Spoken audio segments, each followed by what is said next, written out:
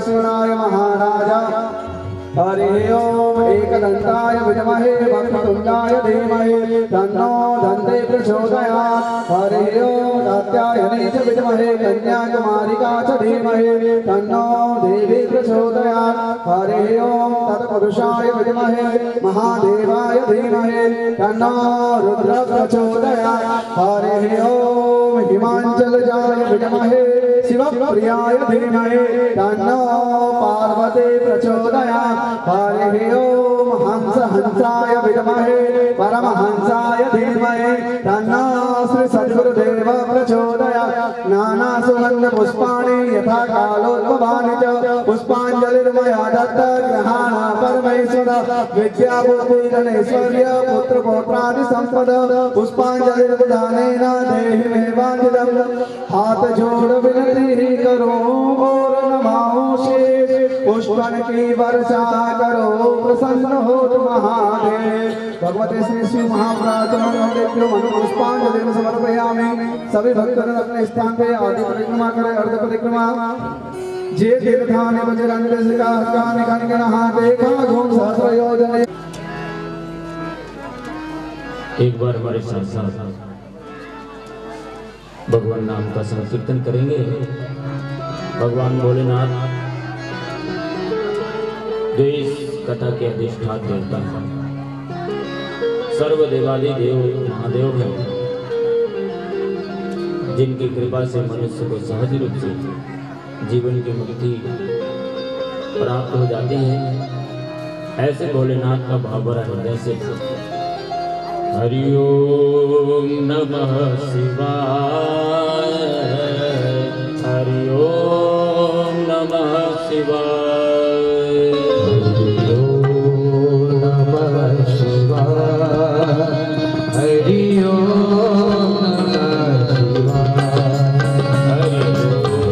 नमः शिवाय, हरि ओम नमः शिवाय, हरि ओम नमः शिवाय।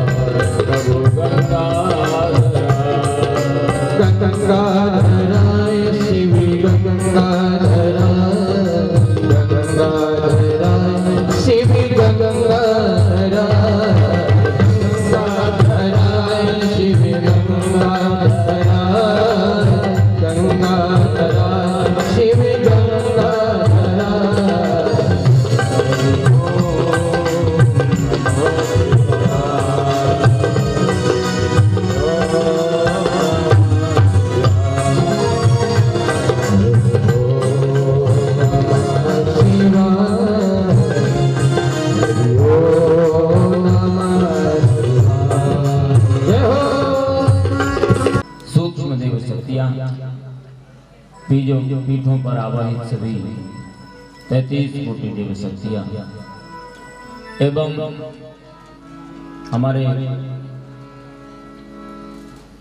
मुरलीधर पाटीदार भाई साहब के परिवार के सभी पितृगण, कुल देवता, स्थान देवता एवं यहाँ पर समुपस्थित सभी शक्ति स्वरूपा मातृशक्तियां एवं सभी देव स्वरूप सुधी श्रोतागण, बहुत जन्मों के जब सौभाग्य के देव होते हैं तभी ऐसे पुण्य अवसर जीवन में आते हैं और निश्चित रूप से हमारे मुरली वाले जैसा नाम है इनका, वैसा ही इनका सौभाग्य है। देव स्वरूप माता पिता जिनको प्राप्त हुए और देव स्वरूप ऐसे माता पिता को हमारे मुरली भाई साहब प्राप्त हुआ, तो इनका तो परम सौभाग्य है ही, और ये गांव का भी सौभाग्य है। भागवत की कथाएं तो बहुत होती रहती हैं, सभी को ज्ञान है लगभग उन कथाओं के बारे में, पर देवादिदेव महादेव क्यों कहलाते हैं? सारे देवता और सारे अवतार भी इनकी क्यों पूजा करते हैं? स्वयं भगवान कृष्ण भी इनकी उपासना करके पुत्र की प्राप्ति करते हैं। स्वयं राम भगवान सेतुबंध में इनका पूजन करके अपने अभीष्ट को प्राप्त करते हैं। स्वयं भगवान के अवतार परशुराम जी से लेकर के जितने भी अवतार हुए, उन सभी ने भी देवादिदेव महादेव की उपासना क्यों की, इसके बारे में हम नहीं जानते,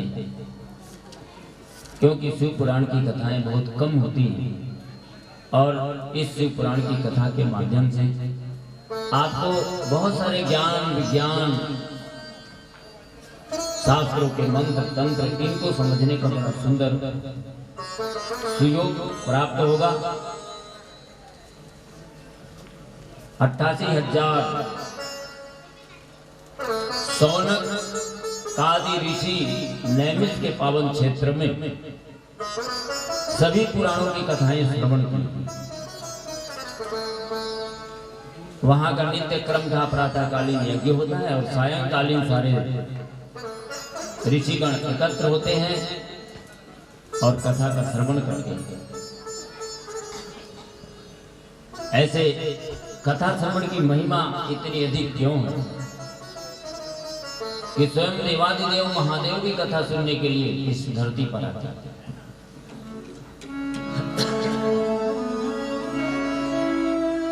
एक बार त्रेता युग माही, एक बार त्रेता युग माही, शंभु गयो कुंभधरी सिपाही।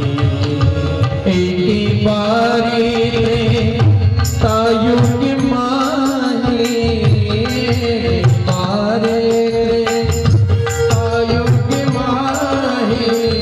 शंभु गयो बजरी सिपाही, शंभु गयो बजरी सिपाही। एक युग माही, शंभु गयो बजरी सिपाही। संग सती जग जननी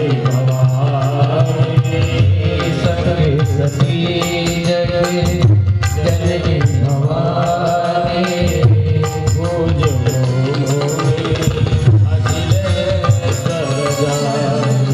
पूजो मोहि अखिल सरजाई।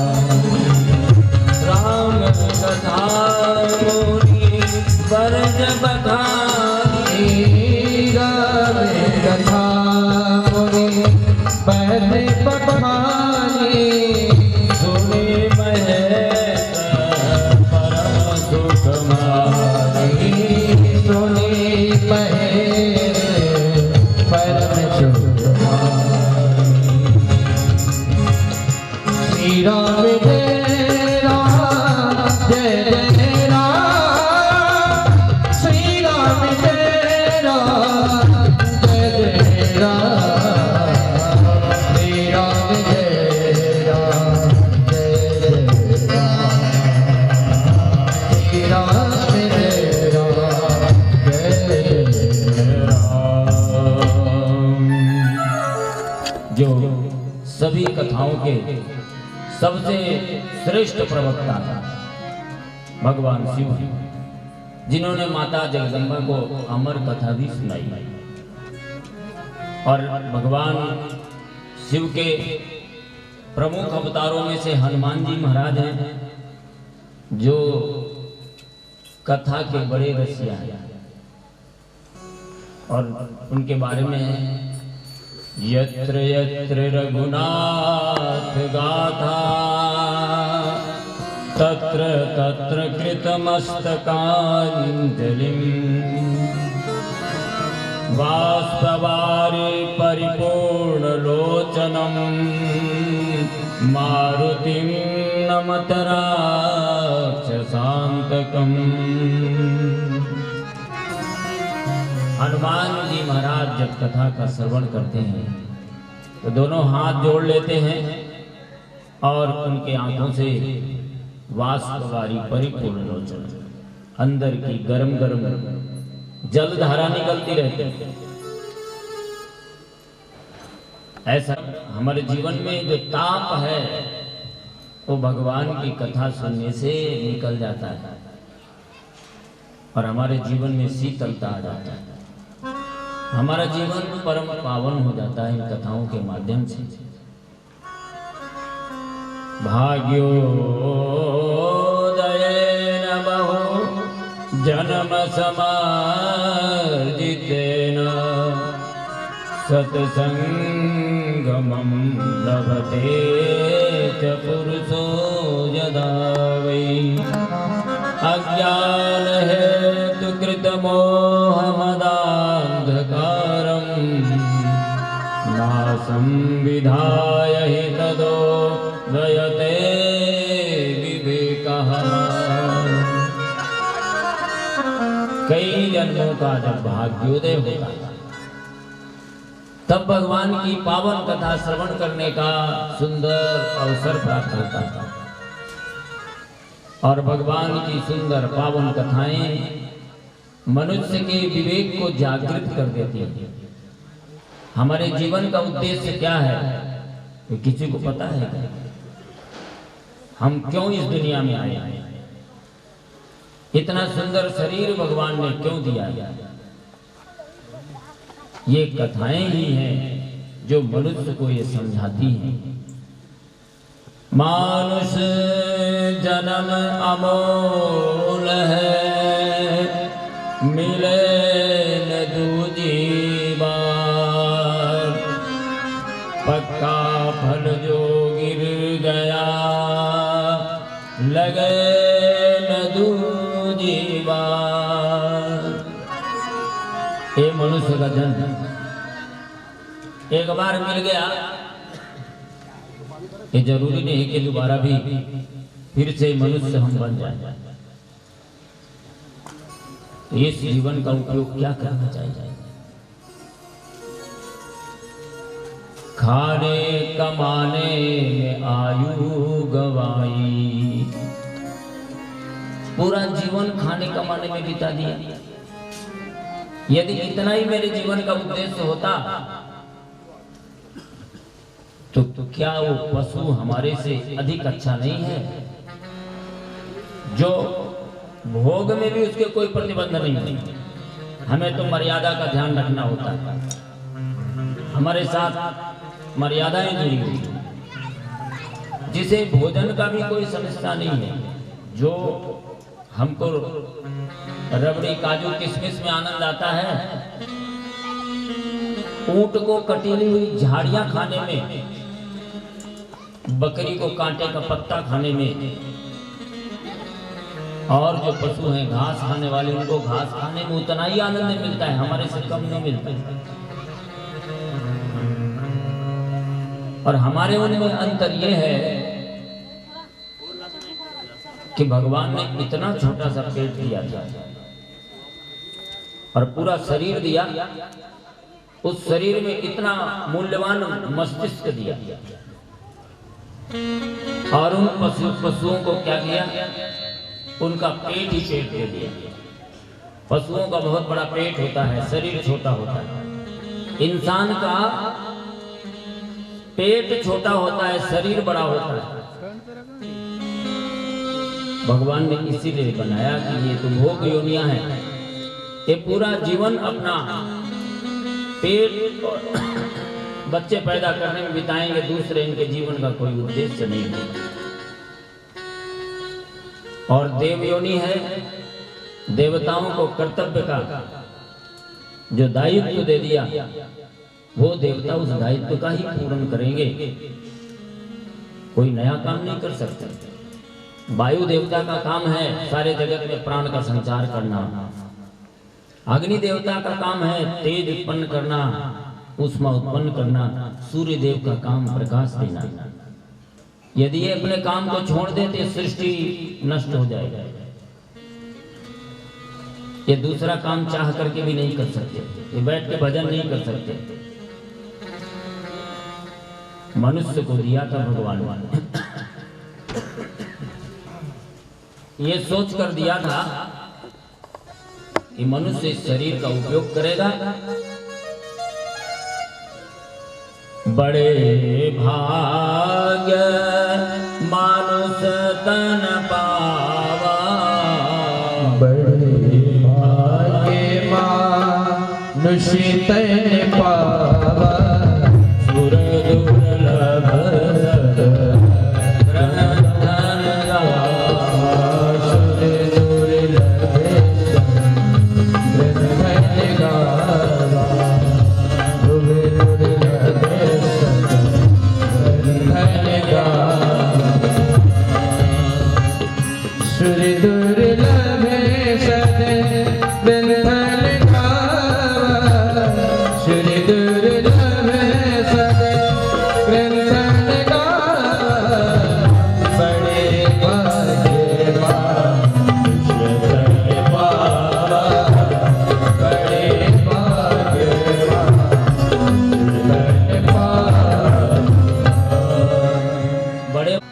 क्योंकि इसमें सब कुछ साधन भगवान ने दे दिया। साधन धाम मोक्ष कर द्वारा, पाई न जेहि परलोक सवारा। सब कुछ तो दे दिया। भगवान कहते हैं, जब ये मनुष्य कहता है मुझे यह ना दिया, मुझे वह ना दिया, मैंने तुझको श्रेष्ठ मनुज तन दे दिया, तू न इसको जान पाए तो मैं क्या करूं, तू न इसको जान पाए तो मैं क्या करूं। भगवान ने कहा कि मैंने तो अपने जैसा शक्तिवान तुम्हें शरीर दे दिया। इस शरीर में ऐसा क्या है जो नहीं है? यथा ब्रह्मांडे तथा पिंडे, इस ब्रह्मांड में जो भी कुछ है वो सब कुछ इसमें है। ईश्वर जीवन कछ नहीं भेदा, बारी बीच जनुगा वही भेदा। ईश्वर और जीव में कोई भेद नहीं। इतना सुंदर शरीर दे दिया तुमको, क्या नहीं दे दिया। इसके बाद भी तुम इस जीवन का उपयोग न कर पाया, तो इसके लिए भगवान का दोष नहीं है। मनुष्य क्या करता है, इस सुंदर शरीर को पाने के बाद भी दूसरे पर दोष निकालता है। सो कलित्र दुख पावहि, सिर धुनि धुनि पचिता, काल ही कर्म ही ईश्वर ही, मिथ्या दोष लगा। ये मनुष्य अपने जीवन की गरिमा को समझता नहीं है और दोष किसको लगाता है? भगवान को। कभी कहता है कि भगवान ही हमारे प्रतिकूल हैं, कभी कहता है मेरा भाग्य ही खराब है, और कभी कहता है समय ही खराब है। क्या करें, कलयुग है, ऐसा युग आ गया। युग को दोषी ठहरा देता है, अपने आप को दोषी नहीं मानता व्यक्ति, अपने आप को नहीं सोचता कितना सुंदर तन पाने के बाद हम जिस उद्देश्य से भगवान ने इस संसार में भेजा था, उस उद्देश्य से पूर्ण ढंग से हम जीवन जिए। और ये ज्ञान कौन कराती है? कथाएं कराती हैं। कथाएं, बड़े भाग्य पाए पाइब सतसंगा बड़े भागे पाई सत्संगा बिनहि प्रयास होई भाव भंगा बिनहि प्रयास होई भाव भंगा बिनहि प्रयास होई भाव भंगा बिनहि प्रयास होई भाव भंगा बिन सत्संग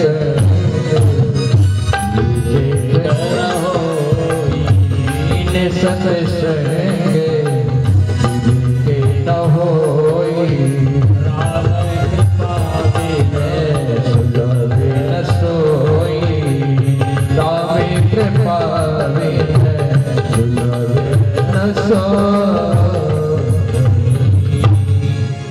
बिना सत्संग के विवेक नहीं होता और बिना प्रभु की कृपा के सत्संग का वातावरण मिलता नहीं जीवन में। ये सौभाग्य ही है कि सत्संग का अवसर मिल जाए, भगवान की कथा श्रवण करने का मन बन जाए, लेकिन कथा सुननी कैसे जाए और कथा क्या दे सकती है। भगवान की कोई भी कथा जीवन के पापों को कैसे नष्ट कर सकती है। जब माता जगदम्बा सीता अशोक वाटिका में विराजमान हैं और इतना दुखी हो जाती हैं भगवान राम के विरह। हमको भगवान राम का विरह तो नहीं सताता, पर कभी धन का विरह सताता है, कभी स्वजनों का वियोग सताता है, कभी पद, कभी प्रतिष्ठा, कभी शरीर की बीमारियां, अनेक प्रकार के हमारे जीवन में भी दुख आते हैं और उन दुखों में व्यक्ति पूरी तरह से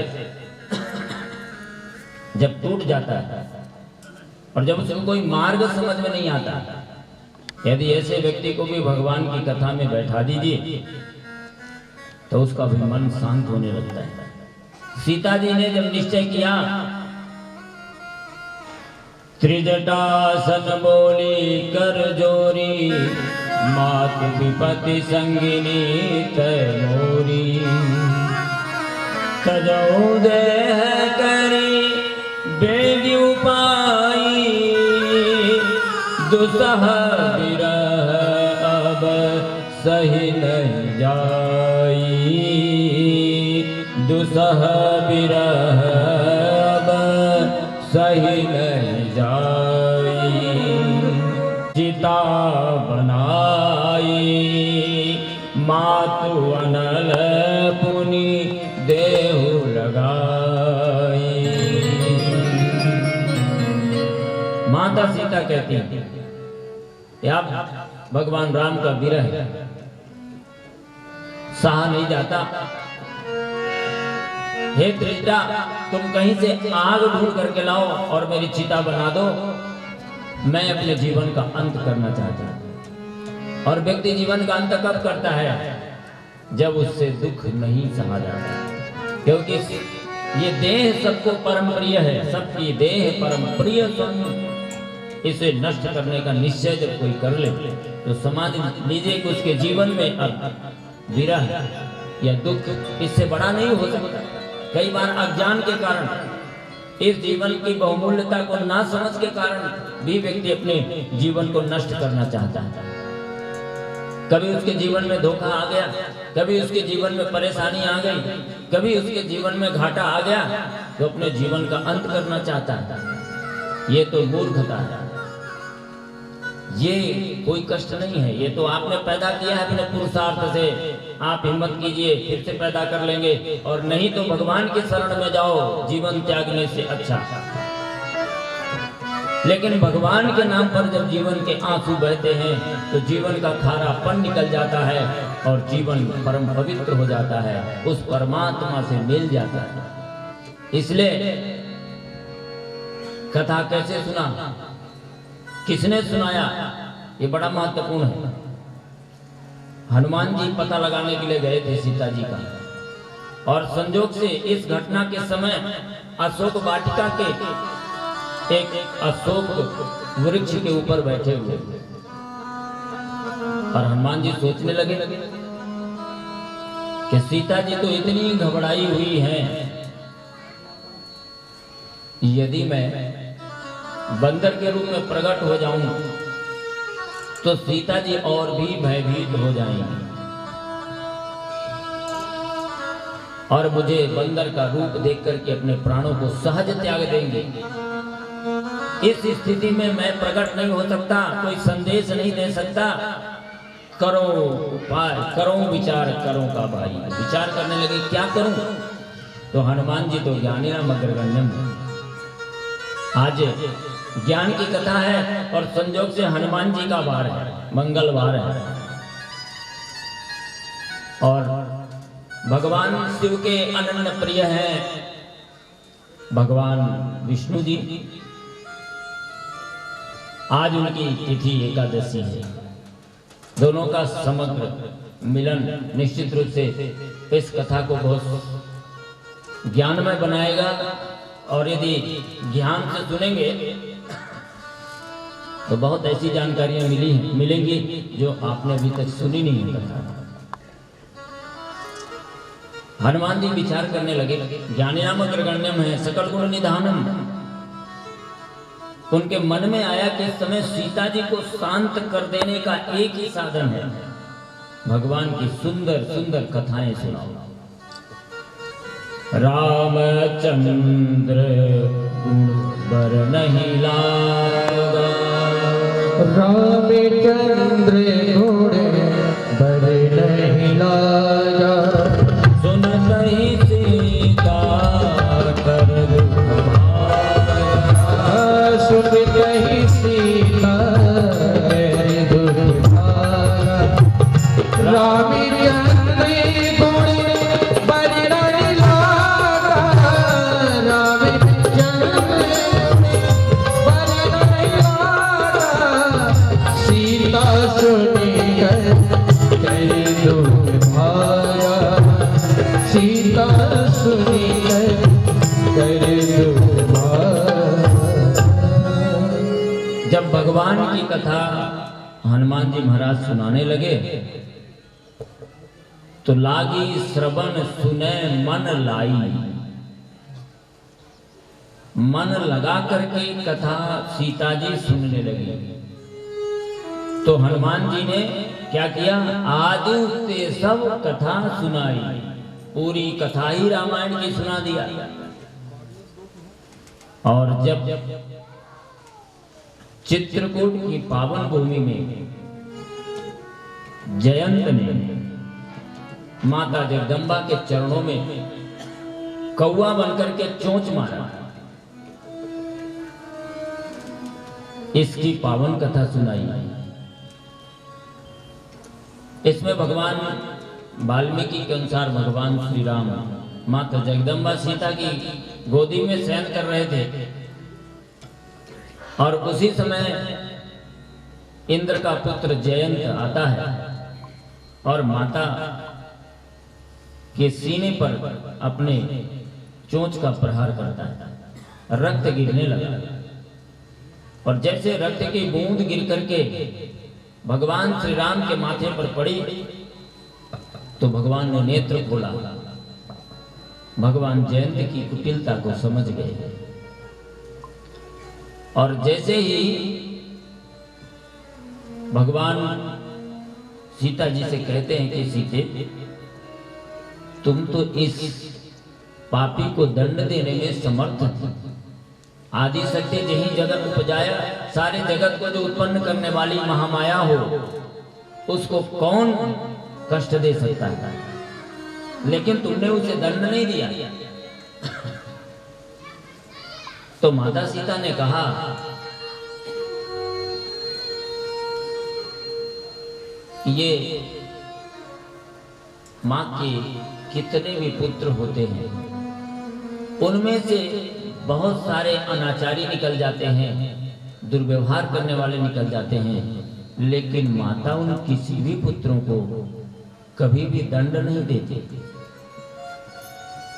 वो भी तो हमारा ही पुत्र है। ऐसा सरल स्वभाव जगदम्बा का। जब उसकी स्मृति दिलाई, याद दिलाया, तो सीता जी को समझ में आ गया कि ये मन क्रम वचन से भगवान श्री राम का दास है। ये परिचय कराने, कथा सुनाने के पहले परिचय कराया और परिचय कराने के पहले प्रमाण पत्र दिया। एक मुद्रिका गिरा दिया था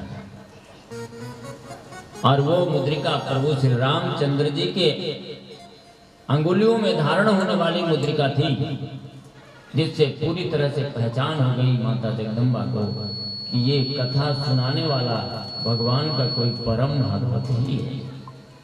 और जब मन लग गया,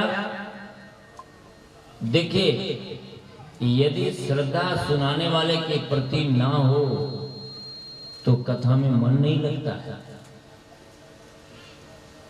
जब युद्ध की भूमि में अर्जुन को भगवान ने गीता सुनाई, पूरे दोनों तरफ से कौरव और पांडवों की सेना खड़ी हुई है, भयंकर अस्त्र शस्त्र हैं, धरती के सारे वीर उपस्थित हैं, जिनको देख करके रोए खड़े हो जाएं।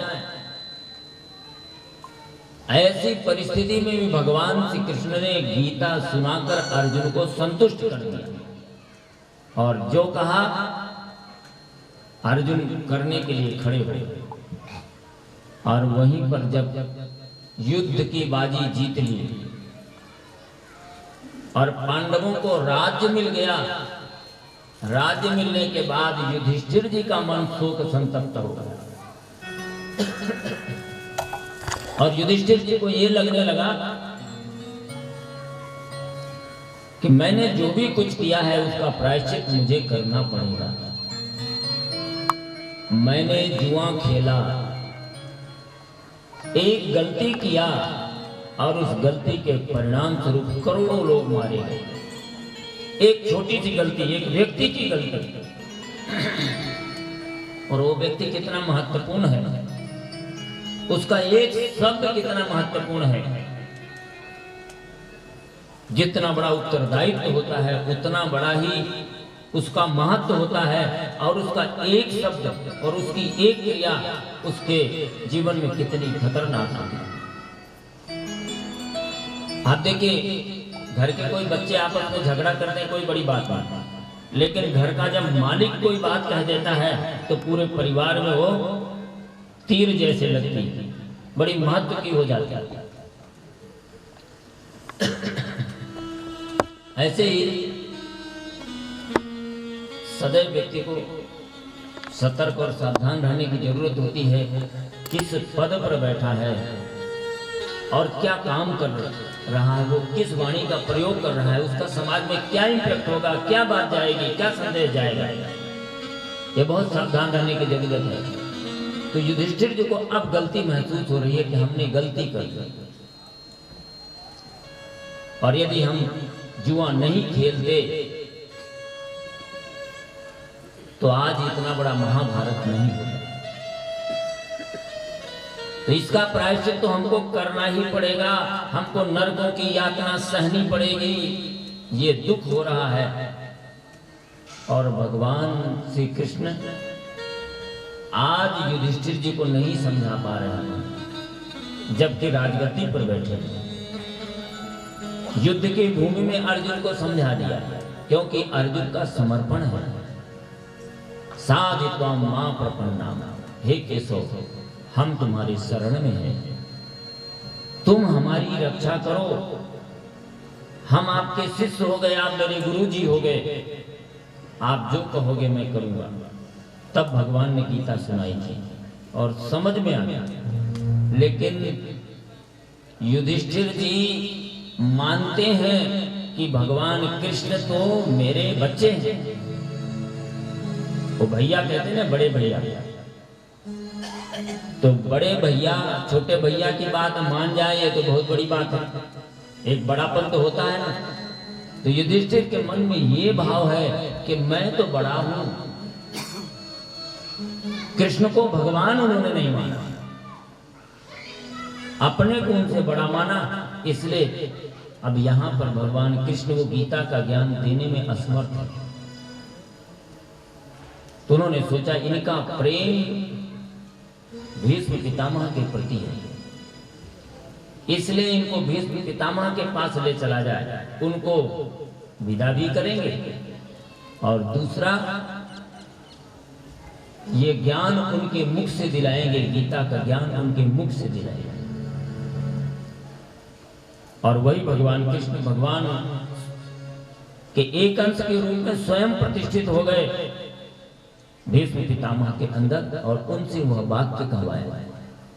सबसे पहले तो ये विश्वास दिलाया कि ये कृष्ण स्वयं भगवान है, इनको ये माना, इन्होंने जो कहा है, जो चाहा है वही हुआ है।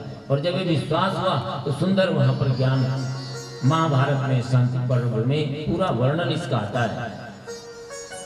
तब उस ज्ञान से उनको तृप्ति हुई। कहने का मतलब यह है कि जो भी कथा सुना रहा है उसके प्रति श्रद्धा का भाव बनना चाहिए। और श्रद्धा का भाव तभी बनता है जब व्यक्ति को लगता है कि व्यक्ति निष्क्रिय होगा, कोई स्वार्थ नहीं होगा, वास्तव में हमारा कल्याण करने के लिए हमको कथा सुनाने के लिए आए, तो निश्चित रूप से आप उन बातों को ध्यान से सुने। और यदि आपने श्रवण किया श्रद्धा के साथ तो निश्चित रूप से परम कल्याण होगा। शौनक आदि सभी ऋषि वहां पर विराजमान हैं, 88,000 की संख्या में, और सभी ने ये इच्छा व्यक्त की है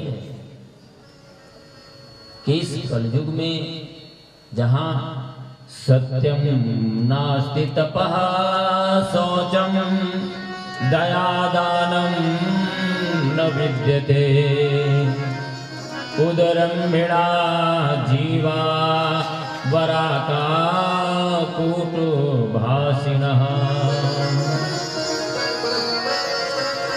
इस कलयुग में जहां सत्य नहीं रह गया, सत्यम नास्ति, हर जगह झूठापन दिखाई पड़ता है। नारद जी जब इस धरती का दर्शन करने के लिए आए तो उनको यही बात दिखाई पड़ी। एक आश्रम में गए, उस आश्रम में बहुत सारे बच्चे खेल रहे थे और उनसे पूछा कि आश्रम किसका है, तो वहां से उत्तर मिला कि ब्रह्मचारी जी का। और आगे गए दूसरे जगह, वहां पर बढ़िया एसी बंगले, कार, बढ़िया भवन खड़े हुए थे। नारद जी ने पूछा ये आश्रम किसका है, तो बोले त्यागी जी का, त्यागी जी का। और एक आश्रम में गए जहां बहुत शोरगुल मचा हुआ था, पूछा ये आश्रम किसका है, तो उत्तर मिला मौनी बाबा का। तो नारद जी को बड़ा आश्चर्य हुआ कि कलयुग में तो सब उल्टा ही दिख रहा है, नाम कुछ है और काम कुछ है। तो वहां धर्म नहीं, कथनी करनी भिन्न जहां, धर्म नहीं पाखंड वहां। करनी भिन्न जहां, धर्म नहीं पाखंड वहां। जहां पर कथनी और करनी में अंतर हो वहां पर धर्म नहीं है, पाखंड है। एक कलयुग में सब जगह पाखंड दिखाई पड़ने लगा। तो उन्होंने सोचा चलो गृहस्थियों के यहाँ चला जाए। तो गृहस्थियों में भी उनको ये दिखाई पड़ा कि घर में माता पिता जो बड़े बूढ़े हैं उनकी तो चारपाई लगा दिया है खेत में, ये रखवाली करो। घर के महत्वपूर्ण कार्यों में उनसे परामर्श नहीं लेते, परामर्श लेने की जरूरत पड़े तो साले साहब को बुला लिया। अब साले साहब भी परामर्श देंगे तभी वो सही बात मानी जाएगी। बड़े भाई साहब कहेंगे, पिताजी कहेंगे, वो महत्वपूर्ण बात नहीं होगी। ऐसी स्थिति कलयुग में दिखाई पड़ने लगी। साले साहब से परामर्श लेना कोई बुरी बात नहीं है, यदि साले योग्य है तो उनसे परामर्श लेने में कोई परहेज नहीं है। पर जहाँ माता पिता और अपने भाई बंधु जो स्वजन बड़े हैं उनका तिरस्कार हुआ तो उस घर में महाभारत जरूर होगा, इसमें कोई संशय नहीं। और आज घर घर टूटने लगे, उसका मुख्य कारण यही बनता गया। तो सारे पूरे इस कलयुग में घर घर में कलह मची हुई है, घर घर में दुख का वातावरण बना हुआ है। इन्हें दुखों से मुक्ति कैसे कराई जाए? कलयुग में सहज रूप से पाप की वृत्तियां मनुष्य के मन में उत्पन्न हो जाती हैं। उन पाप की वृत्तियों को कैसे नष्ट किया जाए, ये सूत जी से सभी शौनकादिक ऋषि प्रश्न करते हैं। हे सूत महाप्राज्ञा सर्वसिद्धान्तविद प्रभो आख्याहि मे कथा पुराणानां विशेषतः। हे सुत जी, आप कोई ऐसी कथा, ऐसा सिद्धांत, ऐसा इतिहास, ऐसा उदाहरण, ऐसा कोई पुराण सुनाइए जिससे कलयुग के जीवों का कल्याण हो सके। सूत जी नैमिष के पावन क्षेत्र का उपयोग क्यों किया था? जब ब्रह्मा जी ने निर्देश दिया भगवान के अंशावतार वेद व्यास जी महाराज को, तो उन्होंने वेदों को लिपिबद्ध कर दिया संहिताओं के रूप में। 4 संहिताएं, ज्ञान को 4 भागों में बांट दिया। लेकिन उसमें प्रतिबंध बना रहा कि ये जो वेद है ये तो अपरुषीय ज्ञान का प्रतीक है और ये साधारण आदमी के समझ में नहीं आएगा। ध्यानावस्थित तद्गतेन मनसा पश्यन्ति योगिनो, ये वेद का जो ज्ञान है बड़े बड़े योगी महात्मा सिद्ध संतों के समझ में आएगा। लेकिन इस कलयुग में संसार में तो अज्ञानी लोग भी होंगे जिनको बहुत कम ज्ञान होगा, कम पढ़े लिखे लोग होंगे, उनके बस का ये वेद है नहीं। और उसमें भी प्रतिबंध लगा दिया कि इसको ब्राह्मण पढ़ेगा और ब्राह्मण सुनाएगा। तो ब्राह्मण जाति के भले रह जाए पर कर्म के तो ब्राह्मण दिखाई नहीं पड़ते कहीं कहीं। ब्रह्म जाने तो ब्राह्मण, सच्चे अर्थों में तो वो ब्राह्मण होगा जो ब्रह्म को जान लिया हो, मान लिया हो, स्वीकार कर लिया हो। और नाम के ब्राह्मण तो हम हो गए, लेकिन एक माला गायत्री मंत्र ही नहीं जपते। कोई ध्यान, पूजा, उपासना, अध्ययन, अध्यापन, वेदाध्ययन, एक कार्य जो ब्राह्मण का कर्तव्य हो करते ही नहीं। ऐसे ब्राह्मण जब हो जाएंगे तो इस वेद के ज्ञान को कौन पहुंचाएगा जनता तक? और इस वेद को सामान्य आदमी पढ़ नहीं पाएगा। तो इसी वेदों से वेद व्यास जी महाराज ने 18 पुराण बना दिया और उनको कथाओं के माध्यम से सरल बना दिया और लोक कल्याण के लिए कि सब पढ़े, सब सुने, कोई प्रतिबंध नहीं। जाति पाति का कोई महत्व नहीं है इसमें, जाति पाति का नहीं महत्व, मानवता है असली तत्व। और ये सूत जी के जीवन से शुरू हो रही। सूत जी ब्राह्मण नहीं है। वेद व्यास जी ने उनको सुनाया, कथा सुनाई पूरी, 18 पुराण सुना दिया और आशीर्वाद दे दिया कि मैं तुमको आशीर्वाद देता हूं कि तुम 18 पुराणों के ज्ञाता हो जाओ। और रोम हर्षण सूत के नाम से उनकी स्थिति हो गई। सूत एक जाति होती है, मागध बंदे सूतगण, जिसके पिता उच्च कुल के हो गए और माता निम्न कुल से हो, तो वो एक प्रकार की वो जाति जो बनती है वो सूत जाति कहलाती है। और उनको ये अधिकार दे दिया। और वही सूत जी महाराज नैमिष के पावन क्षेत्र में पहुंच गए जहां ऋषि मुनि सारे इकट्ठे थे और उनको देखते हुए बड़े बड़े शौनक आदि वयोवृद्ध ऋषि सब अपने स्थान से खड़े हो गए और हाथ जोड़ करके उनसे प्रार्थना कर दिया, हे सूत महाप्राज्ञ सर्व सिद्धांत वित प्रभु। अरे सूत, आपको गुरु की कृपा प्राप्त है, जिस कारण से संपूर्ण ज्ञान आपके अंदर स्थापित हो चुका है। 18 पुराणों का ज्ञान वेद व्यास जी महाराज ने दे दिया और आशीर्वाद दे दिया, आपको सब कंठस्थ है। आप हम सभी के ऊपर कृपा करिए और इन पुराणों में वो पुराण सुनाइए जो कलयुग के पापों का हरण करने वाला है। अब देखिए,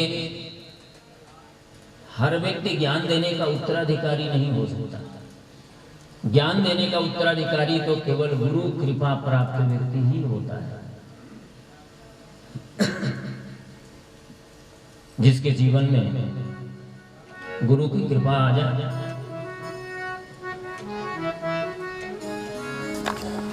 गुरु की छाया में शरण जो पा गया, उसके जीवन में सुमंगल आ गया। गुरु की छाया में जो जीवन पा गया, उसके जीवन में सुमंगल आ गया। गुरु की छाया में जीवन पा गया, उसके जीवन में सुमंगल आ गया। गुरु की छाया में शरण पा गया, उसके जीवन में सुमंगल आ गया। हरि बोल।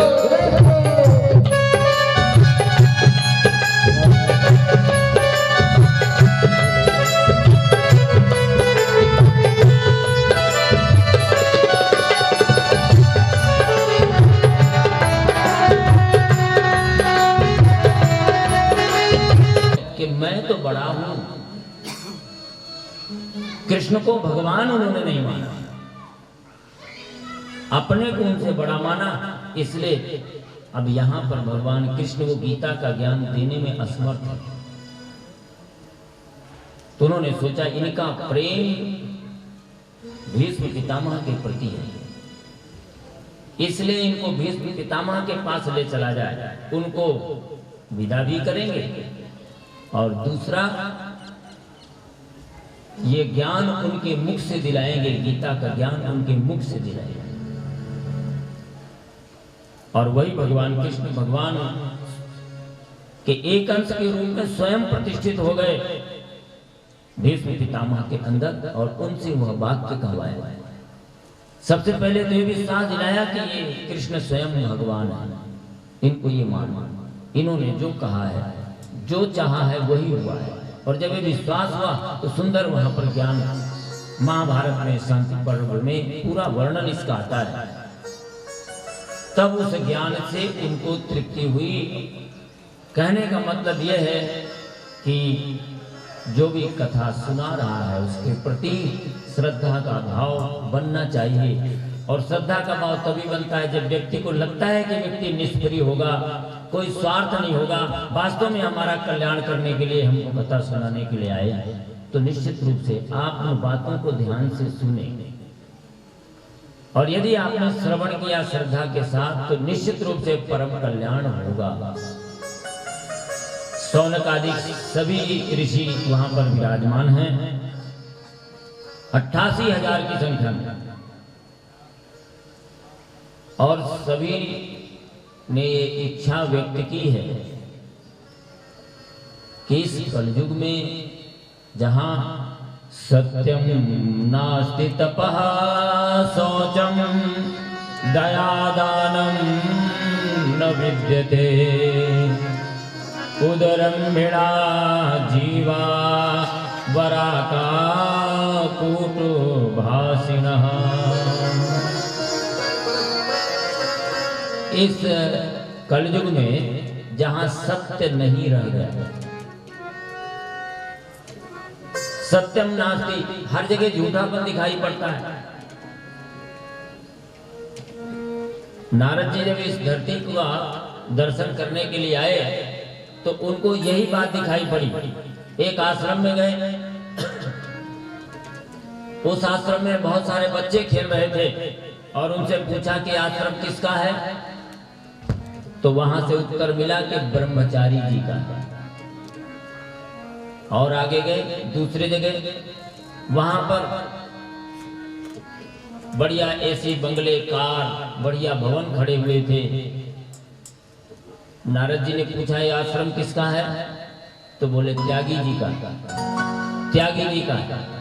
और एक आश्रम में गए जहां बहुत शोरगुल मचा हुआ था, पूछा ये आश्रम किसका है, तो उत्तर मिला मौनी बाबा का। तो नारद जी को बड़ा आश्चर्य हुआ कि कलयुग में तो सब उल्टा ही दिख रहा है, नाम कुछ है और काम कुछ है। तो वहां धर्म नहीं, कथनी करनी भिन्न जहां, धर्म नहीं पाखंड वहां। कथनी करनी भिन्न जहां, धर्म नहीं पाखंड वहां। जहां पर कथनी और करनी में अंतर हो वहां पर धर्म नहीं है, पाखंड है। एक कलयुग में सब जगह पाखंड दिखाई पड़ने लगा। तो उन्होंने सोचा चलो गृहस्थियों के यहाँ चला जाए। तो गृहस्थियों में भी उनको ये दिखाई पड़ा कि घर में माता पिता जो बड़े बूढ़े हैं उनकी तो चारपाई लगा दिया है खेत में, ये रखवाली करो। घर के महत्वपूर्ण कार्यों में उनसे परामर्श नहीं लेते। परामर्श लेने की जरूरत पड़े तो साले साहब को बुला लिया।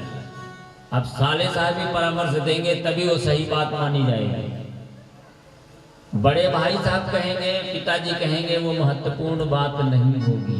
ऐसी स्थिति कलयुग में दिखाई पड़ने लगी। साले साहब से परामर्श लेना कोई बुरी बात नहीं है, यदि साले योग्य है तो उनसे परामर्श लेने में कोई परहेज नहीं है। पर जहां माता पिता और अपने भाई बंधु जो स्वजन बड़े हैं उनका तिरस्कार हुआ तो उस घर में महाभारत जरूर होगा, इसमें कोई संशय नहीं। और आज घर घर टूटने लगे, उसका मुख्य कारण यही बनता गया। तो सारे पूरे इस कलयुग में घर घर में कलह मची हुई है, घर घर में दुख का वातावरण बना हुआ है। इन्हें दुखों से मुक्ति कैसे कराई जाए? कलयुग में सहज रूप से पाप की वृत्तियां मनुष्य के मन में उत्पन्न हो जाती हैं। उन पाप की वृत्तियों को कैसे नष्ट किया जाए, ये सूत जी से सभी शौनकादिक ऋषि प्रश्न करते हैं। हे हे सूत महाप्राज्ञा सर्वसिद्धांत विद प्रभो आख्यायिने कथा सारम पुराणानां विशेषतः। हे सुत जी, आप कोई ऐसी कथा, ऐसा सिद्धांत, ऐसा इतिहास, ऐसा उदाहरण, ऐसा कोई पुराण सुनाइए जिससे कलयुग के जीवों का कल्याण हो सके। सूत जी नैमिष के पावन क्षेत्र का उपयोग क्यों किया था? जब ब्रह्मा जी ने निर्देश दिया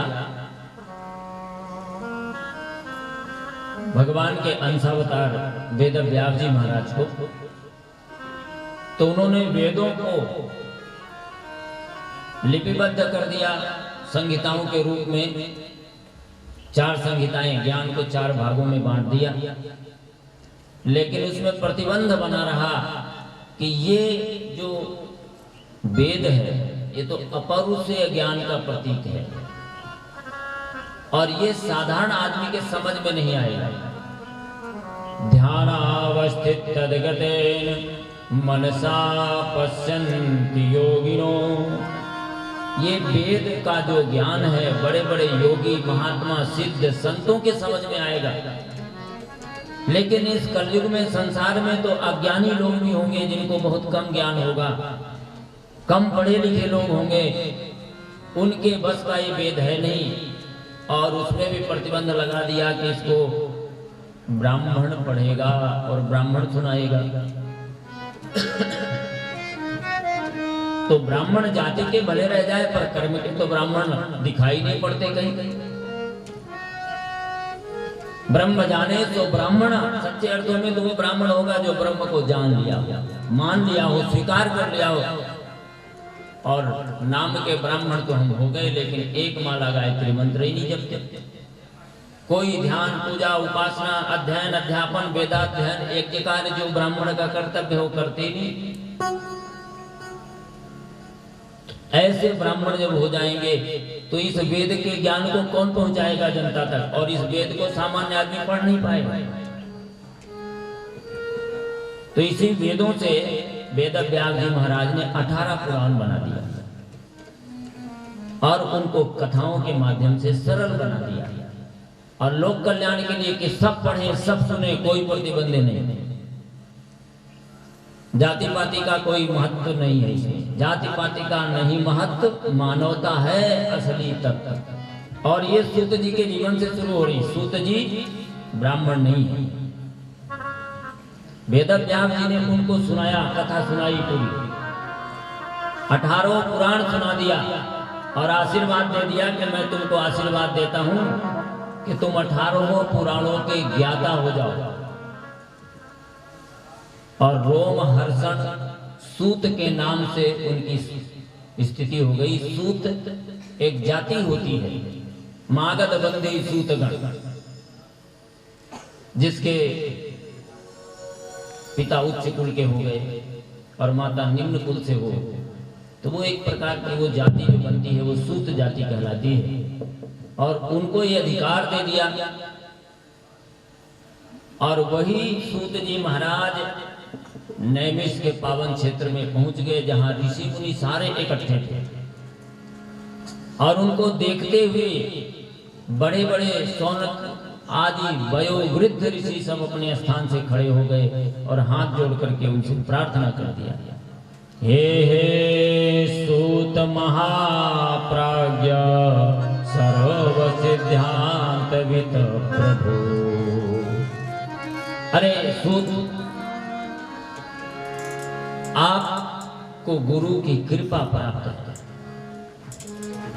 जिस कारण से संपूर्ण ज्ञान आपके अंदर स्थापित हो चुका है। 18 पुराणों का ज्ञान वेद व्यास जी महाराज ने दे दिया और आशीर्वाद दे दिया, आपको सब कंठस्थ है।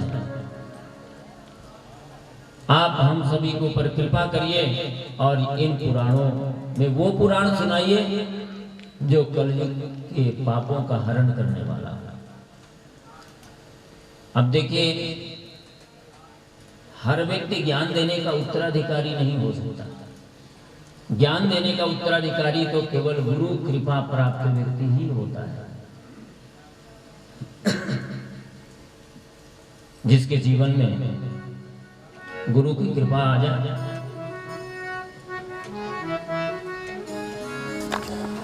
गुरु की छाया में शरण जो पा गया, उसके जीवन में सुमंगल आ गया।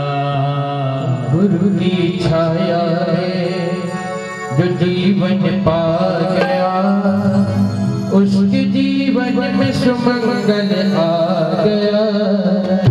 गुरु की छाया में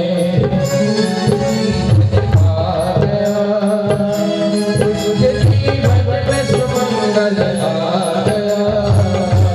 गुरु की छाया में शरण जो पा गया, उसके जीवन में सुमंगल आ गया। हरि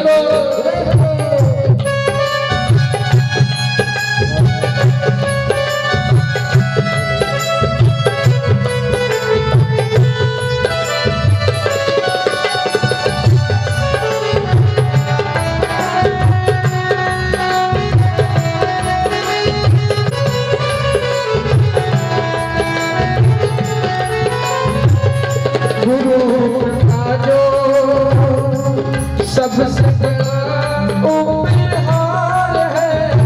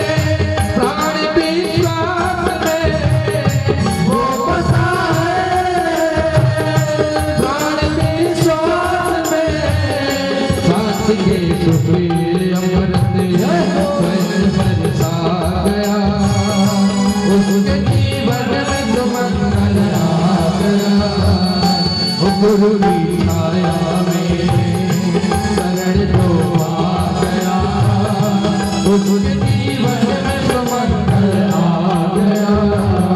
वो गुरु की छाया में शरण जो आ गया, उसके जीवन में सुमंगल आ गया। बोलिए सतगुरु भगवान की, बोलिए भोलेनाथ की।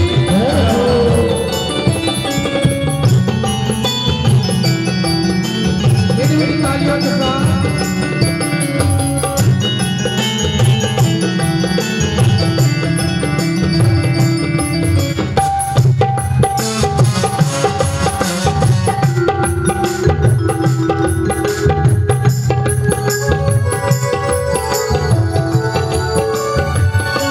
उसके जीवन में सुमंगल आ गया, उसके जीवन में सुमंगल आ गया।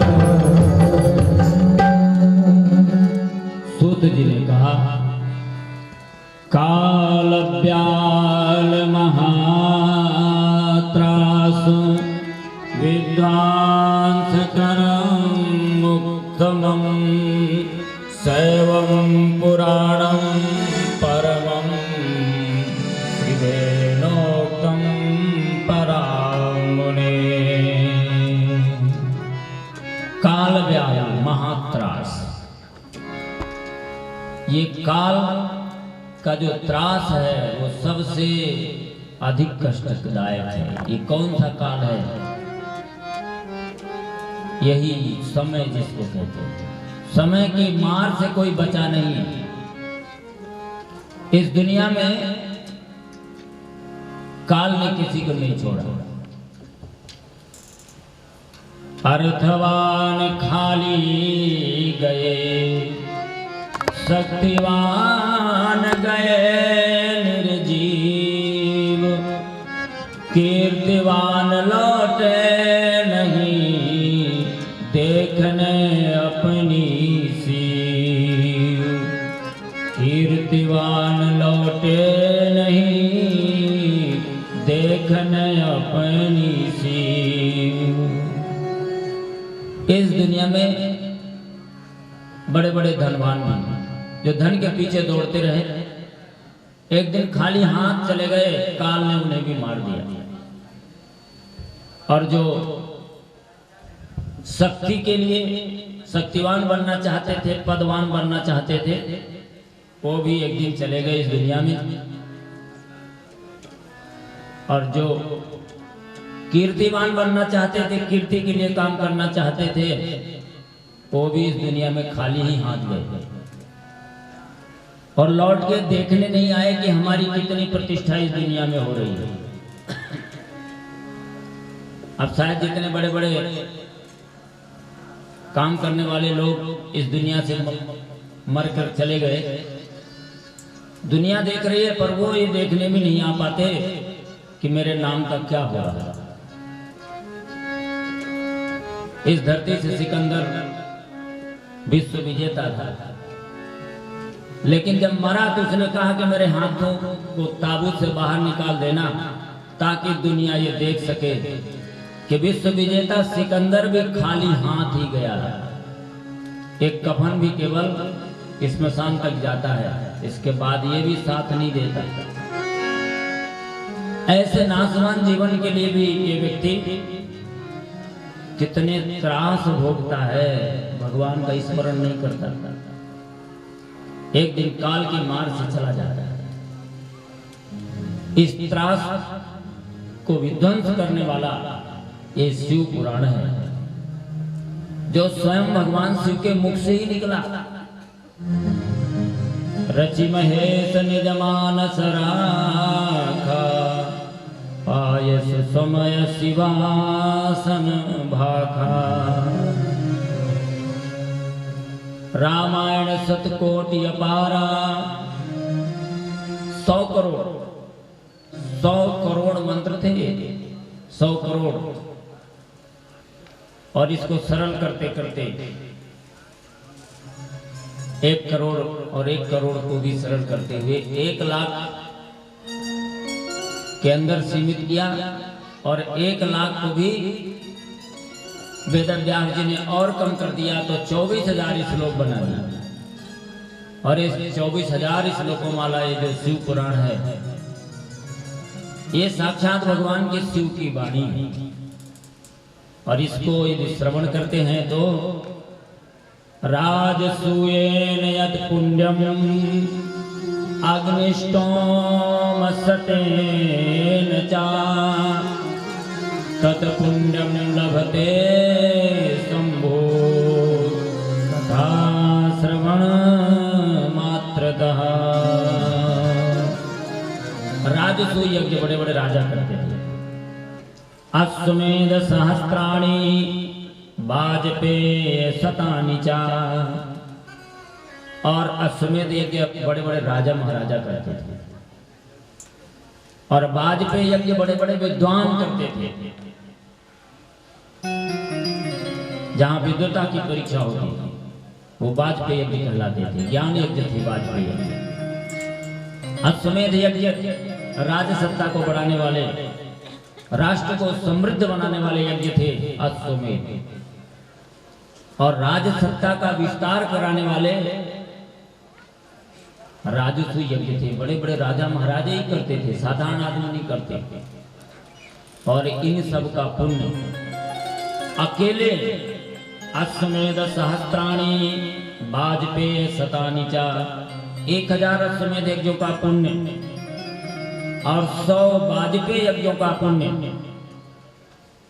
और राजसूयेन यदि पुण्यम, राजसूय यज्ञ का पुण्य। बड़े बड़े यज्ञ जो करते हैं उन यज्ञों का पुण्य।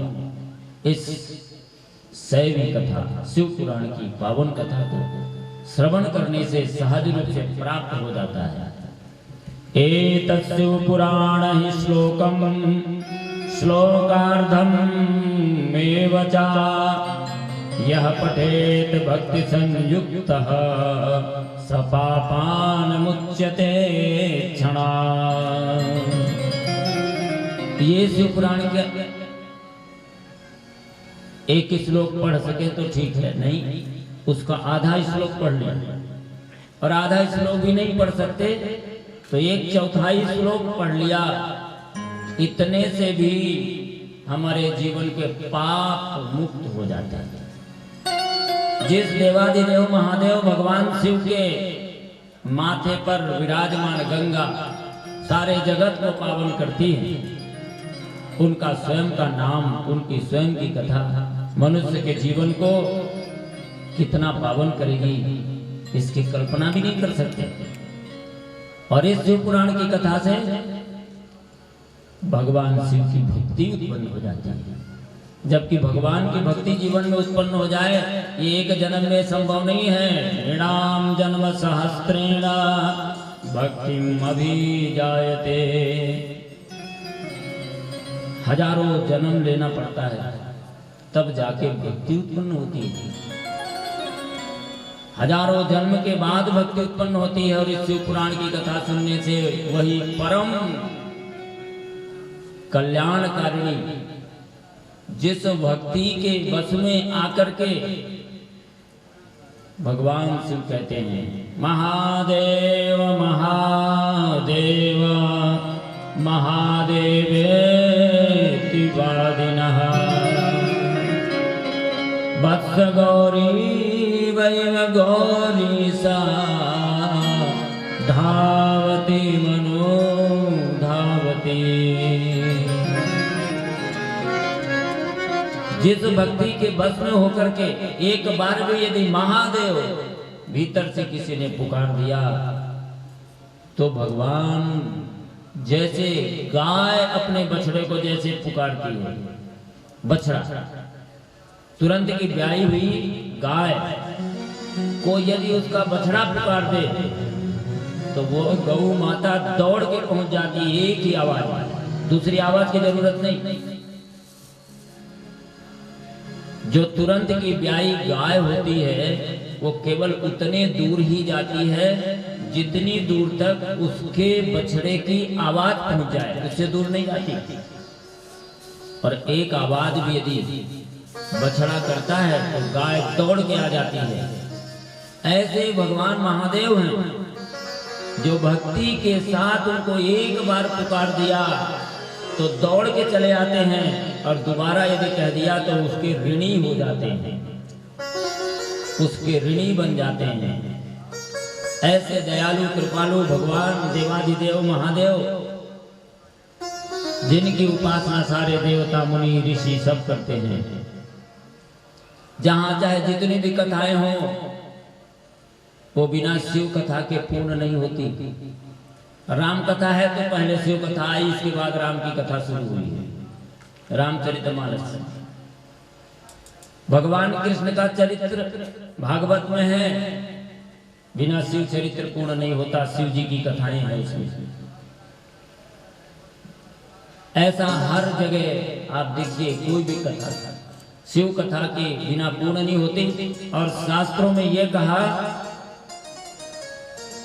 कि यदि शिव पुराण की कथा नहीं सुनते तो आपने भागवत या अन्य पुराण कितना भी सुन लिया हो, उसका पुण्य आधा ही मिलेगा, आधा ही पुण्य रह जाता है। यदि पूरा पुण्य लेना है तो आपको कथा शिव पुराण की सुननी ही चाहिए। इसलिए ये परम भागवत प्राप्ते कलयुगे घोरे नरा पुण्य विवर्जिता दुराचार रता सर्वे सत्यवार्ता परांमुख। जहां कलयुग में हर व्यक्ति पापाचार में लग जाता है, उसकी प्रवृत्ति बिगड़ जाती है, घोर नारकीय कर्मों को करता रहता है व्यक्ति, और भूल करके भी भगवान का नाम नहीं लेता, दुराचार रहता। और ऐसा व्यक्ति भी यदि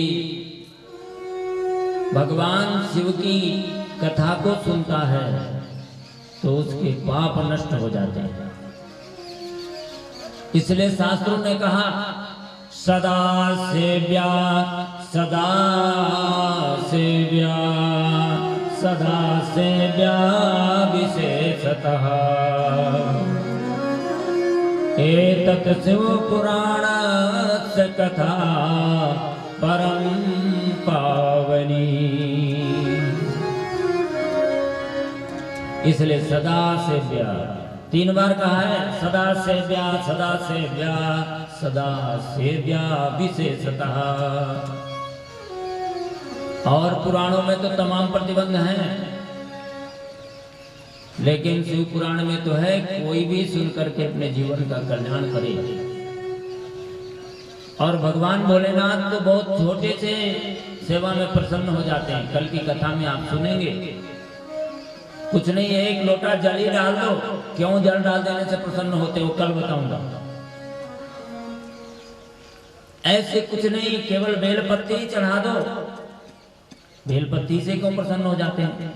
ये भी कल हम आपको बहुत सारी चीजें बताएंगे जो आप करते तो हैं पर जानते नहीं। तो भगवान भोलेनाथ तो इतने दयालु हैं कि उनकी कथा को तो जरूर सुनो सदा से।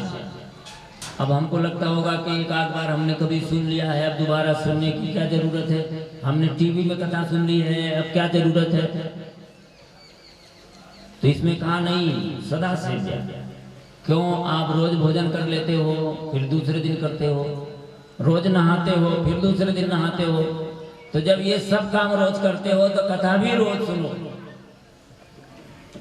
और इस कथा से तो निश्चित रूप से हमारा जीवन परम पावन हो जाएगा।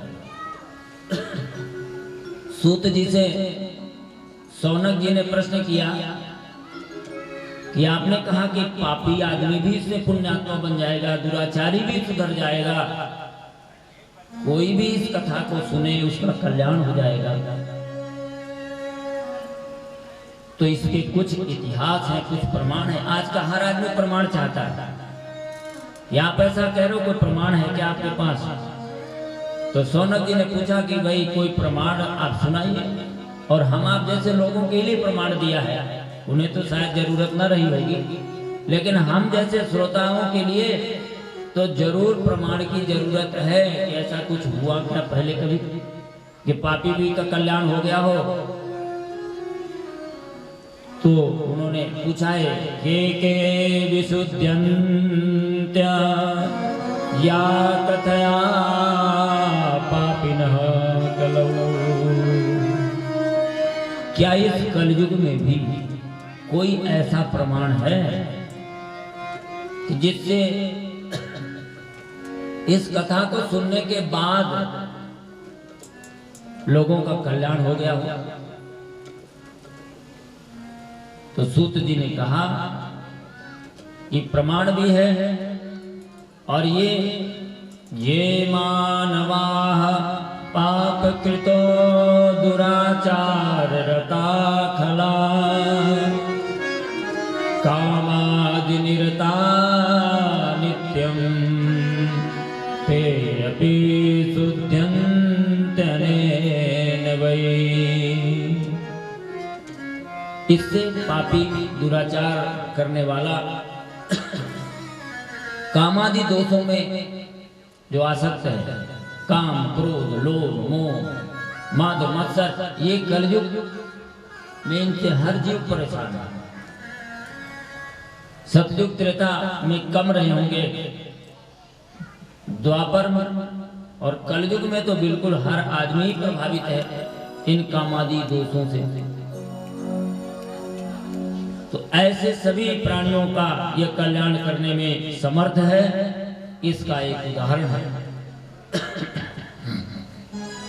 आसीत किरात नगरे ब्राह्मणो ज्ञान दुर्बलः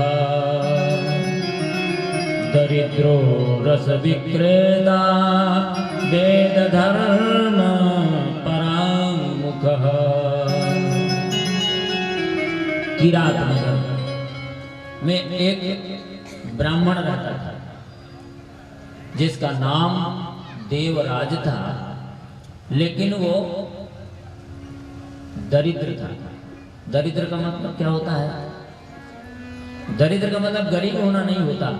सुदामा के नाम के आगे दरिद्र नहीं कहा, सुदामा को गरीब कहा, उनकी पत्नी को दरिद्र कहा। सा दरिद्रा बेपमाना विकम्य च। सुदामा जी की पत्नी दरिद्र है, लेकिन सुदामा जी दरिद्र नहीं है। अब यदि गरीबी को कहा होता तो गरीब तो सुदामा भी थे। जब पत्नी गरीब है तो पति भी गरीब है, निसंदेह। गरीब कौन है? यो विशाल तृष्णः, जिसके पाने की इच्छा बाकी है, और मिल जाए और मिल जाए। जो है उसमें संतुष्ट नहीं है, जितना है उसमें प्रसन्न नहीं है, और हो जाए। आस्ति और प्राप्ति, ये दो कंस की पत्नियां थी ना, सुना है भागवत में। आस्ति और प्राप्ति दो पत्नियां थी। ये काम की पत्नियां हैं। कंस कौन था? काम। और ये काम की दो पत्नियां होती हैं। आस्ति माने है, जितना है ये बचा रहे, जो नहीं है वो प्राप्ति में आ जाए, वो भी मिल जाए, तो सारे जगत का ऐश्वर्य भी मिल जाए, तो भी ये मनुष्य संतुष्ट ही नहीं होता। एक बार नारद जी ने भेज दिया कुबेर के पास। एक गरीब आदमी फंस गया, और उस गरीब ने कहा कि महाराज मैं बड़ा दरिद्र हूं, गरीब हूं, परेशान हूं, मेरे ऊपर कुछ कृपा कर दो। तो नारद जी तो संत है ना, संत हृदय नवनीत समाना। संत का हृदय तो बड़ा कृपालु होता है, वो पात्र कुपात्र नहीं देखता, वो तो आया तो लो, ये संतत्व है। तो नारद जी ने दे दिया, एक पात्र दे दिया उसे, ले जाओ कुबेर के पास चले जाओ, कुबेर से कह देना भर दे। तो कुबेर जी के पास पहुंच गया वो व्यक्ति। नारद जी का जब संदेश वाहक है तो कुबेर जी भी नारद जी को मना तो कर नहीं सकते। और जितना कुछ था वो सब भरने लगे। और एक छोटी सी खोपड़ी थी, और वो खोपड़ी सारा कुबेर का खजाना खाली हो गया, वो भरी नहीं। तो कुबेर जी ने सोचा ये कौन सा पात्र है, देखा जाए। उलट के देखा तो ये तो मनुष्य की खोपड़ी थी। तो कुबेर जी को आश्चर्य हो गया कि भाई इस मनुष्य की खोपड़ी को तो कोई दुनिया में भर ही नहीं सकता। आस्ति और प्राप्ति के चक्कर में पूरा जीवन ये मनुष्य बिता देता है। ऐसे ही वो दरिद्र ब्राह्मण था, और दूसरा उसका दुर्ग क्या था, रस विक्रेता। वो मदिरा का विक्रय करता था, मदिरा पान करता था। ये ब्राह्मण का कर्म नहीं है। ब्राह्मण का कर्म क्या है? 6 कर्म शास्त्रों में बताया है। अध्ययन, अध्यापन, वेदाध्ययन, यज्ञ कार्य, दान लेना और दान देना। मदन मोहन मालवीय जी ने दान लिया कि नहीं लिया? लेकिन देखिए मांग मांग करके उन्होंने क्या बना दिया, हिंदू विश्वविद्यालय वाराणसी में पूरे भारतवर्ष के, पूरे विश्व के लिए उन्होंने हिंदू संस्कृति का एक जबरदस्त केंद्र बना दिया, मांग मांग के बना दिया। आप पंडित श्री राम शर्मा आचार्य जी को जानते होंगे, गायत्री परिवार की स्थापना जिन्होंने किया, मुट्ठी फंड से किया, मांग मांग के किया। और मांग मांग के उन्होंने कितना बड़ा आरंडक बना दिया। गायत्री तीर्थ शांति कुंज में जाकर के आप देखिए, लाखों की संख्या में लोग निःशुल्क भोजन करते हैं, लाखों की संख्या में लोग वहां से ज्ञान प्राप्त करते हैं, और संपूर्ण भारत में भारतीय संस्कृति को बचाने के लिए, ज्ञान देने के लिए घर घर तक जाते हैं। ऐसे 24,000 की संख्या में गायत्री शक्तिपीठों की स्थापना कर दिया उसी मुट्ठी फंड से। ये ब्राह्मण का कर्म है, एक हाथ से लेना और दूसरे हाथ से देना। ये ब्राह्मणत्व जब तक धरती पर जीवित रहेगा तब तक हमारी संस्कृति अक्षुण्ण बनी रहेगी।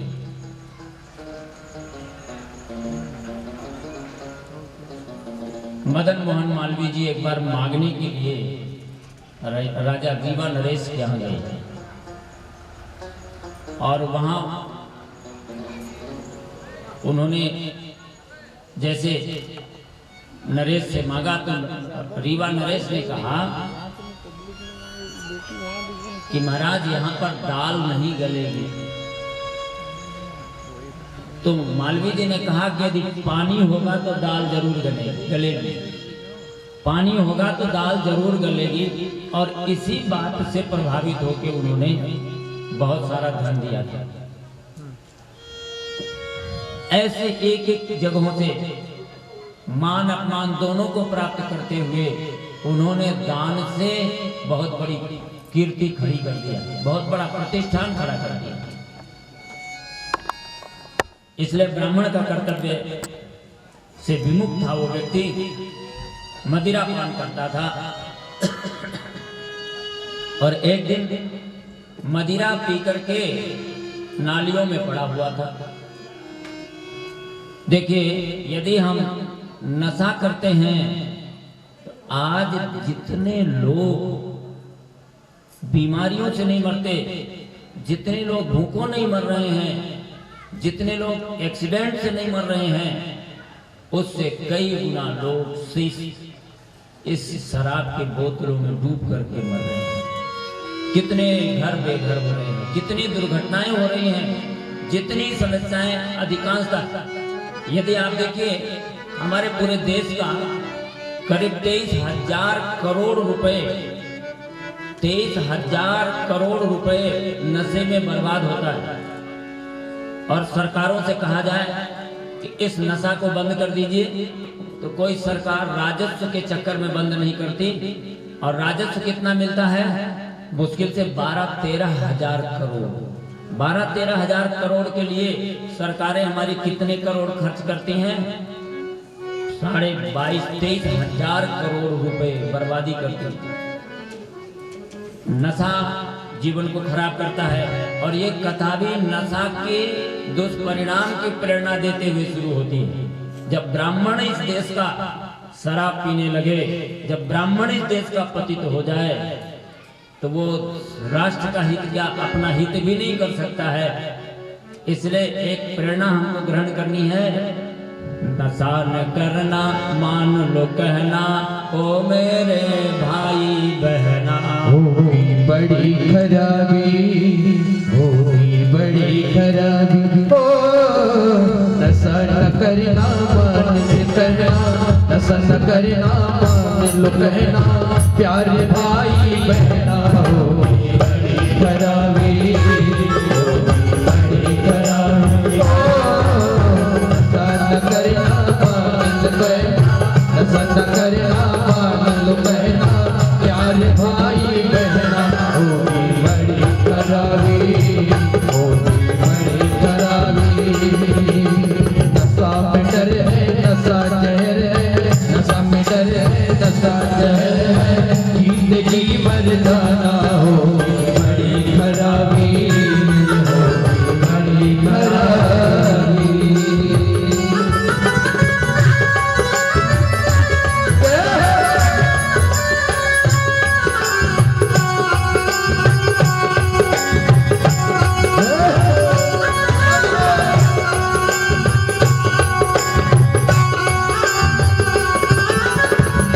दारू न पीना भैया, पागल फिरोगे तुम बाजार में, तुम बाजार में।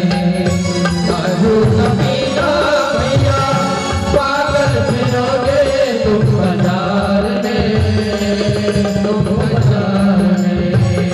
भूख रहेंगे बच्चे, बीवी रहेगी इंतजार में, इंतजार में।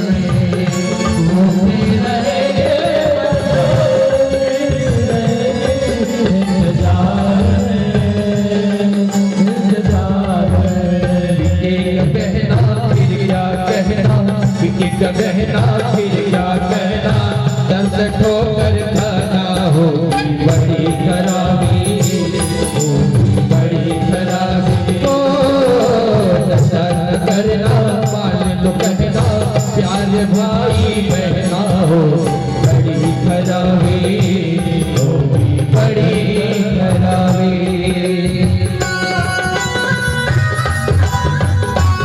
मेरी बड़ी तालियों के साथ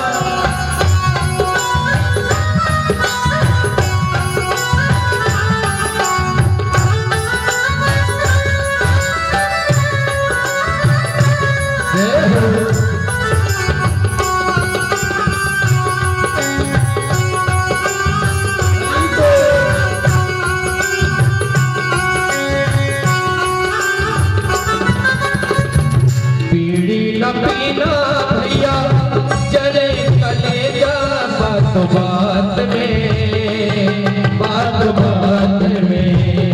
बीड़ी न पीना भैया, चलेगा कलेजा बात बात में, बात बात में।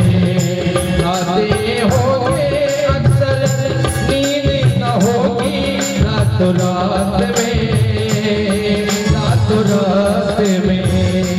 आते होंगे अक्सर नींद न होगी रातों रात में, रातों रात में। भरी जवानी चौपट होगी, भरी जवानी चौपट होगी, जब न होगा गाना। होगी बड़ी खराबी, होगी बड़ी खराबी, ओ साथ में डर है नशा जहर है, नशा में डर है नशा जहर है, जिंदगी मर जाना। हो बड़ी खराबी, होगी बड़ी खराबी, ओ बड़ी खराबी, होगी बड़ी खराबी।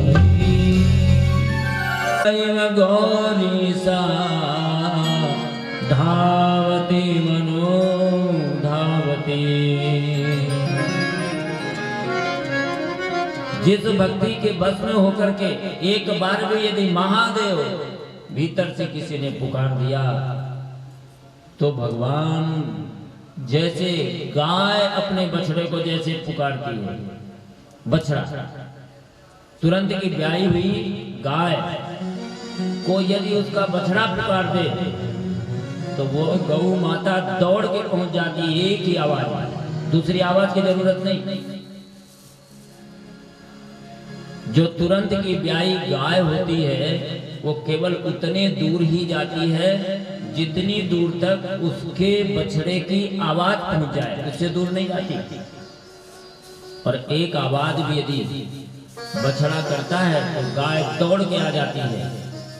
ऐसे भगवान महादेव हैं जो भक्ति के साथ उनको एक बार पुकार दिया तो दौड़ के चले आते हैं, और दोबारा यदि कह दिया तो उसके ऋणी हो जाते हैं, उसके ऋणी बन जाते हैं। ऐसे दयालु कृपालु भगवान देवाधिदेव महादेव, जिनकी उपासना सारे देवता मुनि ऋषि सब करते हैं। जहां चाहे जितनी भी कथाएं हों वो बिना शिव कथा के पूर्ण नहीं होती। राम कथा है तो पहले शिव कथा आई, इसके बाद राम की कथा शुरू हुई है, रामचरितमानस। भगवान कृष्ण का चरित्र भागवत में है, बिना शिव चरित्र पूर्ण नहीं होता। शिव जी की कथाएं हैं उसमें। ऐसा हर जगह आप देखिए, कोई भी कथा शिव कथा के बिना पूर्ण नहीं होती। और शास्त्रों में यह कहा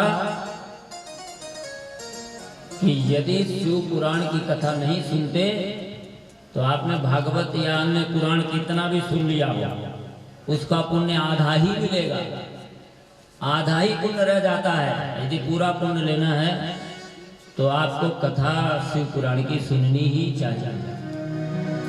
इसलिए ये परम भागवत प्राप्ते कलयुगे घोरे नरा पुण्य विवर्जिता दुराचार रता सर्वे सत्यवार्ता परांमुख। जहां कलयुग में हर व्यक्ति पापाचार में लग जाता है, उसकी प्रवृत्ति बिगड़ जाती है, घोर नारकीय कर्मों को करता रहता है व्यक्ति, और भूल करके भी भगवान का नाम नहीं लेता, दुराचार रहता। और ऐसा व्यक्ति भी यदि भगवान शिव की कथा को सुनता है तो उसके पाप नष्ट हो जाते हैं। इसलिए शास्त्रों ने कहा सदा सेव्या सदा सेव्या सदा सेव्या विशेषतः एतत् शिव पुराणस्य कथा परम पावनी। इसलिए सदा सेव्या 3 बार कहा है, सदा सेव्या सदा सेव्या सदा सेव्या विशेषतः। और पुराणों में तो तमाम प्रतिबंध हैं, लेकिन शिव पुराण में तो है कोई भी सुन करके अपने जीवन का कल्याण करे। और भगवान भोलेनाथ तो बहुत छोटे से सेवा में प्रसन्न हो जाते हैं। कल की कथा में आप सुनेंगे, कुछ नहीं है, 1 लोटा जल ही डाल दो, क्यों जल डाल देने से प्रसन्न होते हो कल बताऊंगा। ऐसे कुछ नहीं, केवल बेलपत्ती ही चढ़ा दो, बेलपत्ती से क्यों प्रसन्न हो जाते हैं। ये भी कल हम आपको बहुत सारी चीजें बताएंगे जो आप करते तो हैं पर जानते नहीं। तो भगवान भोलेनाथ तो इतने दयालु हैं कि उनकी कथा को तो जरूर सुनो सदा से। अब हमको लगता होगा कि एक आध बार हमने कभी सुन लिया है, अब दोबारा सुनने की क्या जरूरत है, हमने टीवी में कथा सुन ली है, अब क्या जरूरत है। तो इसमें कहा नहीं, सदा सेव्या। क्यों आप रोज भोजन कर लेते हो फिर दूसरे दिन करते हो, रोज नहाते हो फिर दूसरे दिन नहाते हो, तो जब ये सब काम रोज करते हो तो कथा भी रोज सुनो। और इस कथा से तो निश्चित रूप से हमारा जीवन परम पावन हो जाएगा। सूत जी से शौनक जी ने प्रश्न किया कि आपने कहा कि पापी आदमी भी इससे पुण्यात्मा बन जाएगा, दुराचारी भी सुधर जाएगा, कोई भी इस कथा को सुने उसका कल्याण हो जाएगा। तो इसके कुछ इतिहास है, कुछ प्रमाण है। आज का हर आदमी प्रमाण चाहता है। या आप ऐसा कह रहे हो, कोई प्रमाण है क्या आपके पास? तो सौनक जी ने पूछा कि भाई कोई प्रमाण आप सुनाइए। और हम आप जैसे लोगों के लिए प्रमाण दिया है, उन्हें तो शायद जरूरत न रही होगी, लेकिन हम जैसे श्रोताओं के लिए तो जरूर प्रमाण की जरूरत है कि ऐसा कुछ हुआ क्या पहले कभी कि पापी भी का कल्याण हो गया हो। तो उन्होंने पूछा है के विशुद्ध्यन्त्या या कथया पापिनः कलौ। क्या इस कलयुग में भी कोई ऐसा प्रमाण है कि जिससे इस कथा को सुनने के बाद लोगों का कल्याण हो गया हो? तो सूत जी ने कहा कि प्रमाण भी है, और ये मानवाः पाप कृतो दुराचार रता खला कामादि निरता नित्यं ते अपि शुद्ध्यन्त्यनेन वै। इससे पापी दुराचार करने वाला कामादि दोषों में जो आसक्त है, काम क्रोध लोभ मोह मद मत्सर, ये कलयुग में इनसे हर जीव परेशान है। सतयुग त्रेता में कम रहे होंगे, द्वापर और कलयुग में तो बिल्कुल हर आदमी प्रभावित है इन कामादि दोषों से। तो ऐसे सभी प्राणियों का यह कल्याण करने में समर्थ है। इसका एक उदाहरण है। आसीत किरात नगरे ब्राह्मणो ज्ञान दुर्बलः दरिद्रो रस विक्रेता वेद धर्म परामुखः। किरात नगर में एक ब्राह्मण रहता था जिसका नाम देवराज था, लेकिन वो दरिद्र था। दरिद्र का मतलब क्या होता है? दरिद्र का मतलब गरीब होना नहीं होता। सुदामा के नाम के आगे दरिद्र नहीं कहा, सुदामा को गरीब कहा, उनकी पत्नी को दरिद्र कहा। सा दरिद्रा बेपमाना विकम्य च। सुदामा जी की पत्नी दरिद्र है, लेकिन सुदामा जी दरिद्र नहीं है। अब यदि गरीबी को कहा होता तो गरीब तो सुदामा भी थे। जब पत्नी गरीब है तो पति भी गरीब है, निसंदेह। गरीब कौन है? यो विशाल तृष्णः, जिसके पाने की इच्छा बाकी है, और मिल जाए और मिल जाए, जो है उसमें संतुष्ट नहीं है, जितना है उसमें प्रसन्न नहीं है, और हो जाए। आस्ति और प्राप्ति, ये दो कंस की पत्नियां थी ना, सुना है भागवत में। आस्ति और प्राप्ति दो पत्नियां थी। ये काम की पत्नियां हैं। कंस कौन था? काम। और ये काम की दो पत्नियां होती हैं। अस्ति माने है, जितना है ये बचा रहे, जो नहीं है वो प्राप्ति में आ जाए, वो भी मिल जाए, तो सारे जगत का ऐश्वर्य भी मिल जाए, तो भी ये मनुष्य संतुष्ट ही नहीं होता। एक बार नारद जी ने भेज दिया कुबेर के पास, एक गरीब आदमी फंस गया, और उस गरीब ने कहा कि महाराज मैं बड़ा दरिद्र हूं, गरीब हूं, परेशान हूं, मेरे ऊपर कुछ कृपा कर दो। तो नारद जी तो संत है ना, संत हृदय नवनीत समाना। संत का हृदय तो बड़ा कृपालु होता है, वो पात्र कुपात्र नहीं देखता, वो तो आया तो लो, ये संतत्व है। तो नारद जी ने दे दिया, एक पात्र दे दिया उसको, ले जाओ कुबेर के पास चले जाओ, कुबेर से कह देना भर दे। तो कुबेर जी के पास पहुंच गया वो व्यक्ति। नारद जी का जब संदेश वाहक है तो कुबेर जी भी नारद जी को मना तो कर नहीं सकते, और जितना कुछ था वो सब भरने लगे। और एक छोटी सी खोपड़ी थी, और वो खोपड़ी सारा कुबेर का खजाना खाली हो गया, वो भरी नहीं। तो कुबेर जी ने सोचा ये कौन सा पात्र है, देखा जाए। उलट के देखा तो ये तो मनुष्य की खोपड़ी थी। तो कुबेर जी को आश्चर्य हो गया कि भाई इस मनुष्य की खोपड़ी को तो कोई दुनिया में भर ही नहीं सकता। आस्ती और प्राप्ति के चक्कर में पूरा जीवन ये मनुष्य बिता देता है। ऐसे ही वो दरिद्र ब्राह्मण था, और दूसरा उसका दुर्ग क्या था, रस विक्रेता। वो मदिरा का विक्रय करता था, मदिरा पान करता था। ये ब्राह्मण का कर्म नहीं है। ब्राह्मण का कर्म क्या है? 6 कर्म शास्त्रों में बताया है। अध्ययन, अध्यापन, वेदाध्ययन, यज्ञ कार्य, दान लेना और दान देना। मदन मोहन मालवीय जी ने दान लिया कि नहीं लिया? लेकिन देखिए मांग मांग करके उन्होंने क्या बना दिया, हिंदू विश्वविद्यालय वाराणसी में। पूरे भारतवर्ष के, पूरे विश्व के लिए उन्होंने हिंदू संस्कृति का एक जबरदस्त केंद्र बना दिया, मांग मांग के बना दिया। आप पंडित श्री राम शर्मा आचार्य जी को जानते होंगे, गायत्री परिवार की स्थापना जिन्होंने किया, मुट्ठी भरने से किया, मांग मांग के किया।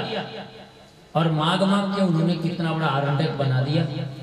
गायत्री तीर्थ शांति कुंज में जाकर के आप देखिए, लाखों की संख्या में लोग निःशुल्क भोजन करते हैं, लाखों की संख्या में लोग वहां से ज्ञान प्राप्त करते हैं, और संपूर्ण भारत में भारतीय संस्कृति को बचाने के लिए, ज्ञान देने के लिए घर घर तक जाते हैं। ऐसे 24,000 की संख्या में गायत्री शक्तिपीठों की स्थापना कर दिया उसी मुट्ठी भर से। ये ब्राह्मण का कर्म है, एक हाथ से लेना और दूसरे हाथ से देना। ये ब्राह्मणत्व जब तक धरती पर जीवित रहेगा तब तक हमारी संस्कृति अक्षुण्ण बनी रहेगी।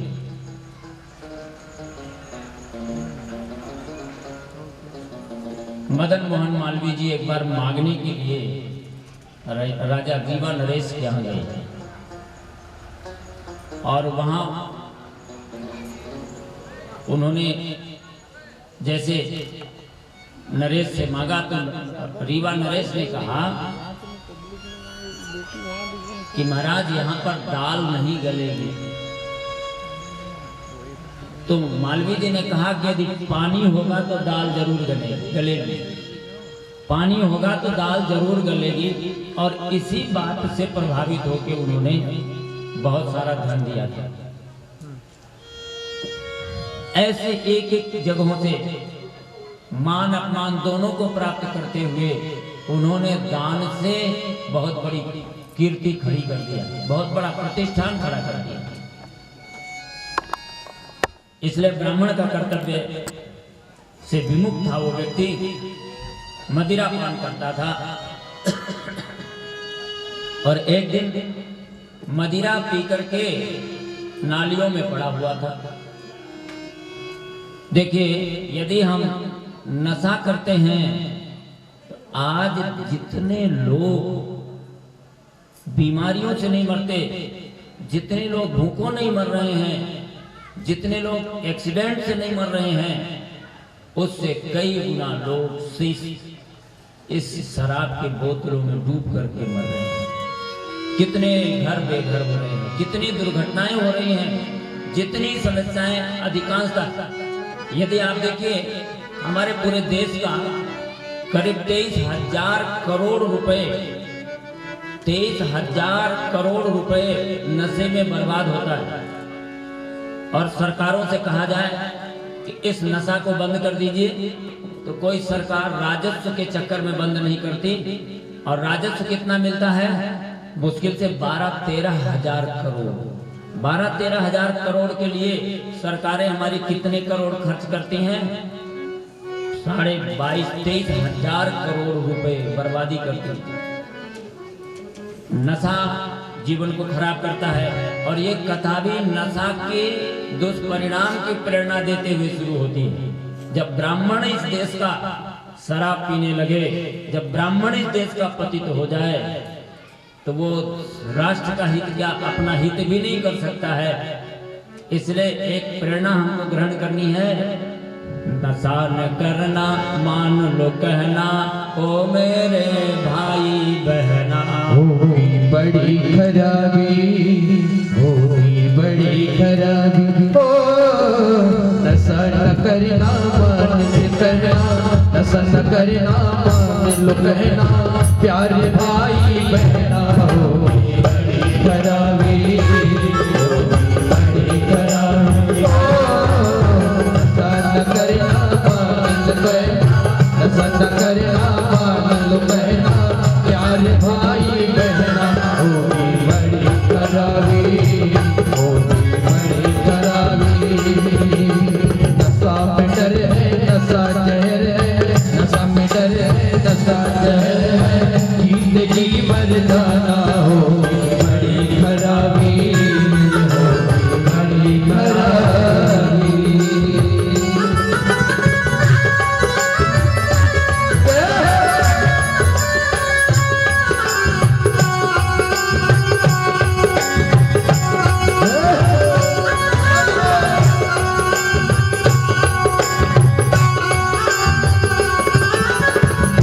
दारू न पीना भैया, पागल फिरोगे तुम बाजार में, तुम बाजार में। दारू न पीना भैया, पागल फिरोगे तुम बाजार में, तुम बाजार में।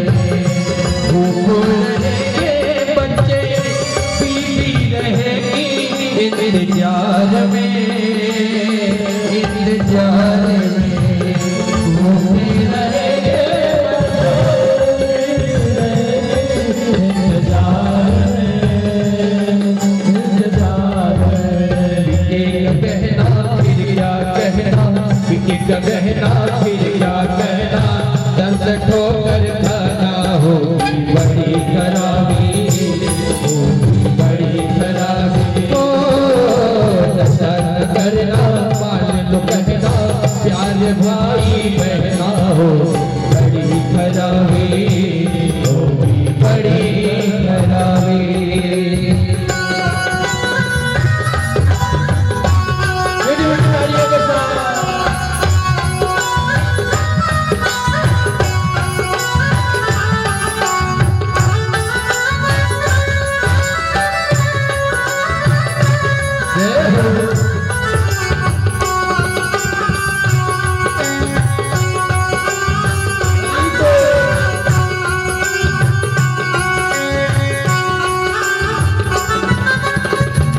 बीड़ी न पीना भैया, जरे कलेजा बात बात में, बात बात में।